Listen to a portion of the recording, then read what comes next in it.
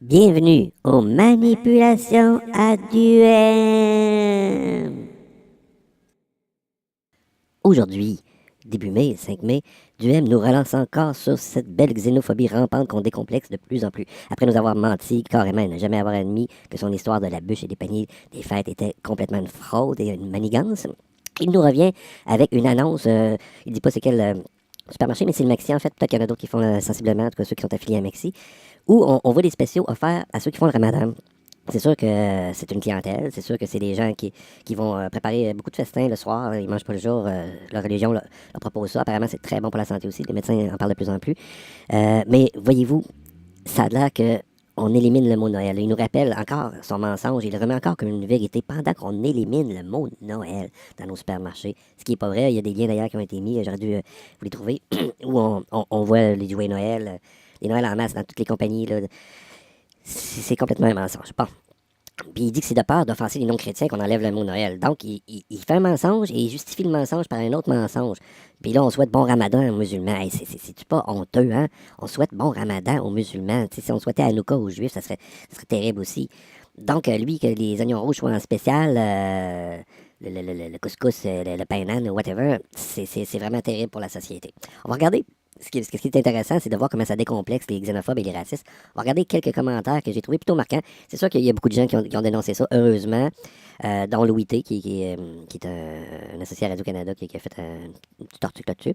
Bon, Jean Robitaille, qui nous dit « Il est prédit qu'ils domineront la planète. Alors voilà, ça va vous sembler extrémiste, mais où Hitler n'a pas réussi, eux réussiront de manière fourbe. » Bon, donc, une annonce d'oignon rouge suffit à faire ressortir ce qu'il lui prédit. Là. On est fait, vois-tu. Merci Eric d'avoir permis à cet homme de pouvoir s'exprimer aujourd'hui. Ici, Daniel Picard nous dit « Pourquoi les musulmans ne vont pas immigrer dans les pays musulmans? Question. Dans ces pays, il y a la charia et la nourriture halal. Moi, je n'irai jamais demeurer dans un de ces pays à la mentalité du Moyen-Âge. Pour moi, ceux qui désirent vivre comme nous, vous êtes les bienvenus. Mais si vous avez oublié d'évoluer, restez chez vous. » Donc, lui voudrait que peut-être que le gouvernement arrête d'accueillir quelqu'un qui demande avant de rentrer « Êtes-vous musulman ou êtes-vous chrétien? Hein? » Parce que vous devriez aller dans un pays musulman, t'sais. Comme toi, si t'es chrétien, va pas dans un pays où c'est hindou, ou je sais pas si on est catholique, si on peut aller à une place, si c'est protestant, si c'est permis selon la loi de Daniel Picard. Là.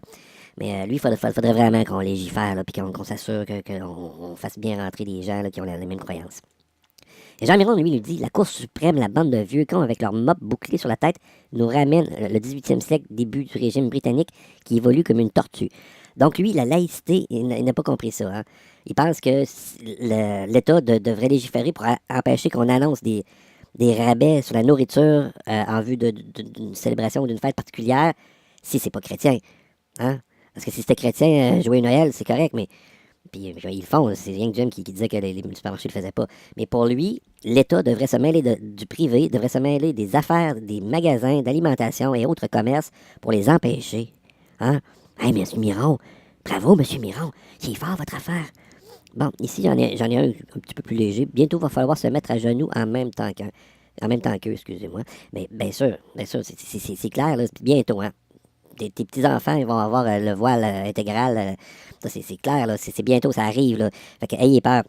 Et d'ailleurs, il y a un article de Radio-Canada qui nous disait aujourd'hui comment une certaine arme semi-automatique qui quasiment le AK-47 est légale au Canada, puis ça a l'air qu'il y en a 500 000 ici. On se demande qu'est-ce qu'ils font avec ça. On se demande qu'est-ce que les milices armées veulent faire avec ça.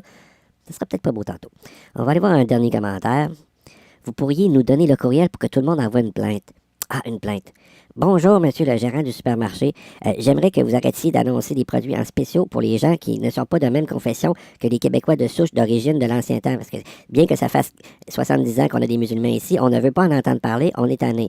Donc, aussi, comme les clémentines du Maroc viennent d'un pays musulman, s'il vous plaît, arrêtez de vendre des clémentines du Maroc.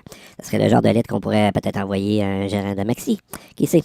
Eh bien, à la semaine prochaine pour une autre édition des manipulations à duel.